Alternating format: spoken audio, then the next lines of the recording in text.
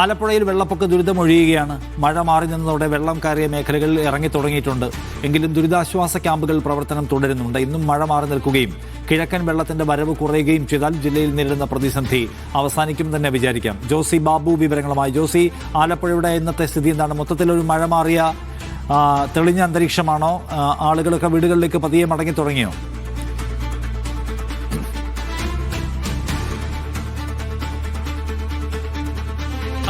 നിഷാദ, ആലപ്പുഴയിൽ തെളിഞ്ഞ അന്തരീക്ഷമാണ്. ആകാശം തെളിഞ്ഞു നിൽക്കുന്ന ഒരു അവസ്ഥയാണ്. അതോടൊപ്പം തന്നെ ജലനിരപ്പ് നേരിയ തോതിൽ കുറയുന്നു എന്നതും ആശ്വാസകരമായ സാഹചര്യമാണ്. പമ്പ, അച്ചൻകോവിൽ ആറുകളിലേക്കും ജലനിരപ്പ് കുറയുന്നുണ്ട്. ഇപ്പോൾ പക്ഷേ സവിശേഷമായ ഒരു സാഹചര്യം പ്രമാണിച്ച് കുട്ടനാട്ടിലടക്കം വെള്ളം താഴാൻ ദിവസങ്ങൾ വേണ്ടിവരും. ഞാനിപ്പോൾ നിൽക്കുന്നത് ചെമ്പക്കുളം പഞ്ചായത്തിലാണ്. ചെമ്പക്കുളം പഞ്ചായത്തിലെ അമിച്ചേരിയിൽ നിൽക്കുന്നത്. ഇപ്പോൾ നമുക്ക് ദൃശ്യങ്ങളിലൊക്കെ കാണാം, ആളുകളൊക്കെ പുറത്തേക്ക് ഇറങ്ങിയിട്ടുണ്ട്. വീടുകളിൽ ചെറിയ തോതിൽ വെള്ളം കുറഞ്ഞതിൻ്റെ ഒരു ആശ്വാസം അവരൊക്കെ പങ്കുവെക്കുന്നുണ്ട്. എങ്ങനെയുണ്ട് ചേട്ടാ, വെള്ളം കുറവുണ്ടോ? 1 ഇഞ്ചോളം കുറഞ്ഞിട്ടുണ്ട്, അത്രേ ഉള്ളൂ. അതിൽ കൂടുതൽ കുറഞ്ഞിട്ടില്ല. പതുക്കെ ഇറങ്ങും. കുറേ ദിവസം എടുക്കും. ബേർഗത്തെല്ലാം വെള്ളം കയറിയിരിക്കുക. എന്നാലും വലയായിട്ട് ഇറങ്ങി, ഒരു വലയായിട്ട് ഇറങ്ങിയപ്പോൾ എല്ലാം ഉച്ചക്കാലത്തേക്ക് വല്ല ഒപ്പിക്കാന്ന് വിചാരിച്ചു. പൊതുവെ തോട്ടപ്പള്ളി സ്പില്ല് വലിയുന്നുണ്ട്, ഇപ്പൊ വലിക്കുന്നുണ്ട് നല്ലപോലെ. അല്ലായിരുന്നെങ്കിൽ ഞങ്ങൾ ഇവിടെ മുങ്ങിയേനെ. കഴിഞ്ഞ പ്രാവശ്യം ഞാൻ കരയേറ്റം വെള്ളമായിരുന്നു, ഇപ്പൊ മുട്ടറ്റം വെള്ളം ആവുന്നുള്ളൂ.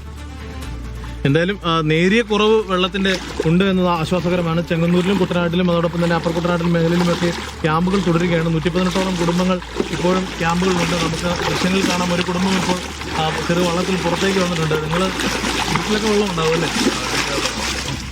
വെള്ളമുണ്ട്, അപ്പുറത്തോട്ട് പോയിക്കൊണ്ടിരിക്കുകയാണ്. പിള്ളേരൊക്കെ ആയിട്ടൊന്ന് പുറത്തേക്ക്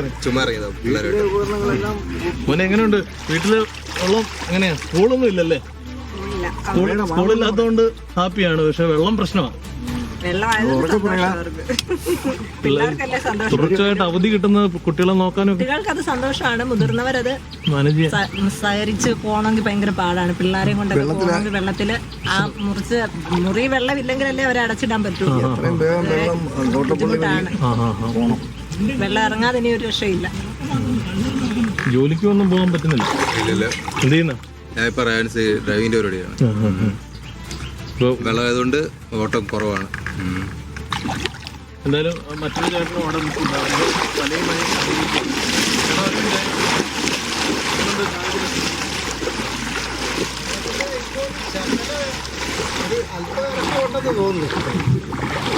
ഇപ്പൊ ഞങ്ങളുടെ ഇവിടുത്തെ വെള്ളം ഇറങ്ങണ എങ്ങനെയാണ് ഒരു 8-10 ദിവസം കയറുന്നവണൊക്കെ വെള്ളം ഇറങ്ങി പോകുകയല്ല.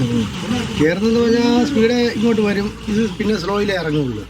തോട്ടപ്പള്ളിയും വലിക്കുന്നുണ്ട്, പിന്നെ തണ്ണീർമുക്കവും വലിക്കുന്നുണ്ട്.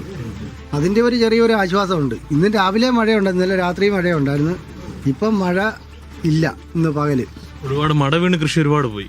മട വീണ് പോയി. ഞങ്ങൾ 2 പേര് കൂടി 10-22 ഏക്കർ നിലവോളം കൃഷി ചെയ്യുന്നുണ്ട്. 2ാം വളം ഇട്ടു, 1ാം വളം ഇട്ടു, അതെല്ലാം മട വീണ് പോയി. ഇതിപ്പോൾ ഞങ്ങൾ ഈ കൃഷി ചെയ്യാന്ന് പറഞ്ഞാൽ ഈ സ്വർണ്ണം എല്ലാം കൂടി പണയം വെച്ചാൽ ഈ സർക്കാർ കാശ് വരുന്ന 3-4 മാസം കഴിഞ്ഞാൽ കാശ് മുടക്കേണ്ട ഞങ്ങൾ മുടക്കുന്നുണ്ട്. മുടക്കി ഇത് പണയം വെച്ചിട്ടാണ് നമ്മൾ ഈ കൃഷിയും കാര്യവും എല്ലാം ചെയ്യുന്നത്.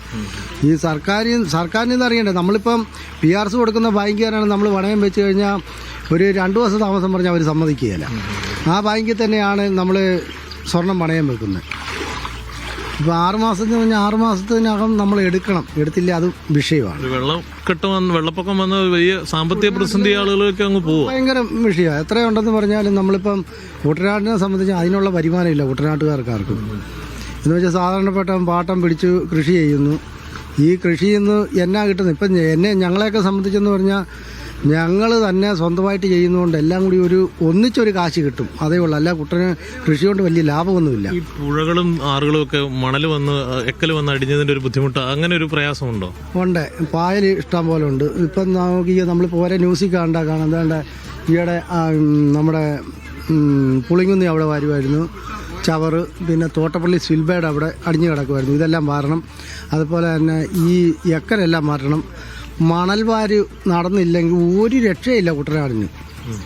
ഇപ്പം മണൽവാര് അത് പാസ് കൊടുത്ത് ചെയ്യുക പറഞ്ഞു, ഒരു രക്ഷയില്ല.